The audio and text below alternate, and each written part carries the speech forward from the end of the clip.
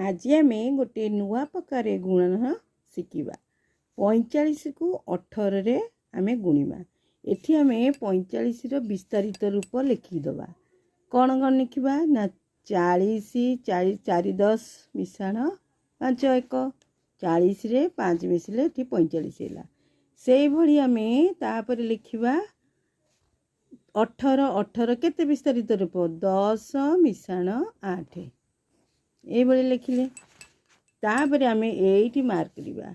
एठी कौन करवा ना एठू एटिकी ए करू गुणिमा ए एक करू गुणिमा एपटे लिखा केते 8 32 320 हैला मिशाण 8 5 40।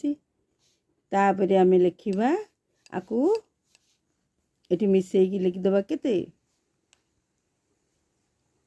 360 लिखिले।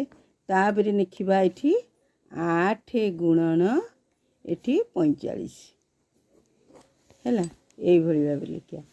तापर आम एपटू गुणिमा एपट देखा आगे 40 10 400 मिशाण एठी 50 हैला। एपटू गुणिकी लिखा समान 450 से भली लिखा 10 ये 10 रे के गुणिले हम 10 गुणन 45 10 को 45 रे गुणिले भी 450 हम।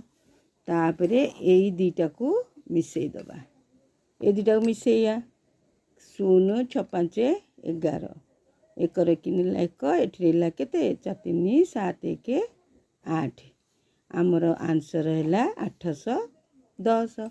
ये 45 को 18 रे गुणिले 810 हम हैला। यही भली भाव आम गुणन करिबा।